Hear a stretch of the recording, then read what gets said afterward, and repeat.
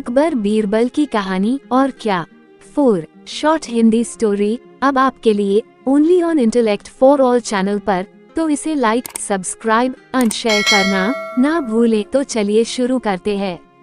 एक बार बादशाह अकबर को कहानियाँ सुनने का चस्का लग गया। उन्होंने अपने दरबारियों की पारी बांध दी, जो हर दिन आकर उन्हें कहानी सुनाने लगे। अकबर को जल्दी नींद नहीं आती थी, इसलिए वे देर रात तक लंबी कहानियां सुनना पसंद करते थे। किसी भी कहानी से उनका मन भी जल्दी नहीं भरता था। प्रारंभ में सभी दरबारियों ने उन्हें प्रभावित करने के उद्देश्य से खूब दिल खोलकर कहानियां सुनाई, लेकिन धीरे धीरे वे परेशान होने लगे। लेकिन बादशाह से कौन क्या कहता, डर के मारे सबकी जुबान बंद थी।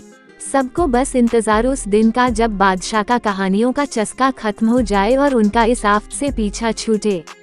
एक दिन बीरबल की कहानी सुनाने की पारी आई।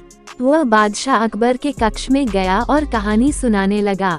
अकबर की बीरबल से अन्य दरबारियों की तुलना में अधिक अपेक्षा थी। बीरबल ने अकबर को छोटी छोटी कई कहानियां सुनाई, लेकिन अकबर का मन नहीं भरा।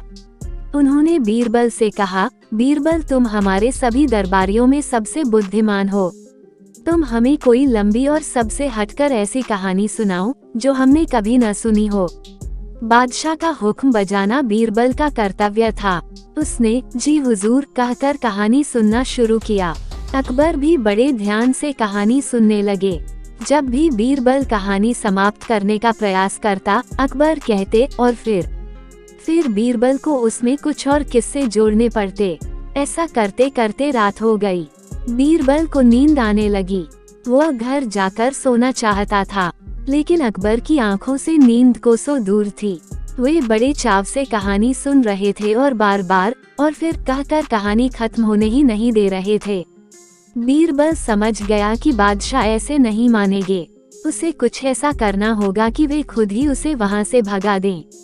कुछ सोचने के बाद वह बोला, जहांपनाह, मैं अब आपको एक नई और सबसे हटकर कहानी सुनाता हूँ। यकीन जानिए आपने पहले कभी ऐसी कहानी नहीं सुनी होगी। अकबर की उत्सुकता बढ़ गई। बीरबल कहानी सुनाने लगा। एक समय की बात है। एक गांव में एक किसान रहता था। उसने अनाज रखने के लिए एक बड़ी सी कोठरी बना रखी थी। उस कोठरी में उसका अनाज सुरक्षित रहता था।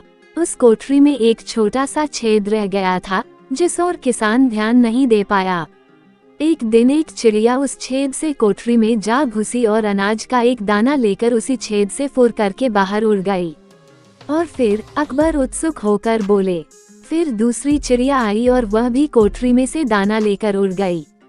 फुर, बीरबल बोला। और फिर अकबर ने फिर से पूछा। फिर तीसरी चिड़िया आई और वह भी कोठरी में से दाना लेकर उड़ गई। फुर, बीरबल बोला। अकबर अब जब भी और फिर कहते, बीरबल कह देता। और फिर एक और चिड़िया आई और दाना लेकर उड़ गई। फुर, अकबर को और क्या करते करते और बीरबल को फुर करते बहुत समय बीत गया।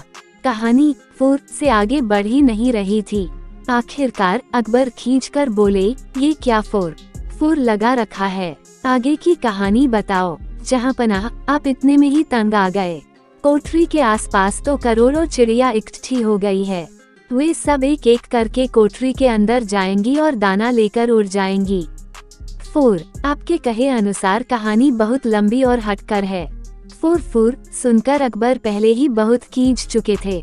बीरबल की यह बात सुनकर उनका गुस्सा बढ़ गया और वे चिल्लाकर बोले, ये क्या वाहियात कहानी सुना रहे हो? नहीं सुननी ऐसी कहानी, चलो भागो यहाँ से, सोना है हमें। जैसा जहांपनाह का आदेश कहकर बीरबल मंद मंद मुस्कुराते हुए वहाँ से चला गया। कहानी से सीख, किसी भी तरह की समस्या हो, बुद्धिमानी से काम लेने पर उसका हल निकल ही आता है। अक्लमंदी से सब कुछ संभव है। दिमाग से हर समस्या का समाधान हो सकता है। धन्यवाद। साथ ही हम आपको ये बता दें कि यह आपका अपना चैनल है, तो आप अपने चैनल को सब्सक्राइब करना ना भूले। शुक्रिया सब्सक्राइब करने के लिए। साथ ही कमेंट कर बताएं कि ये कहानी आपको कैसे लगी।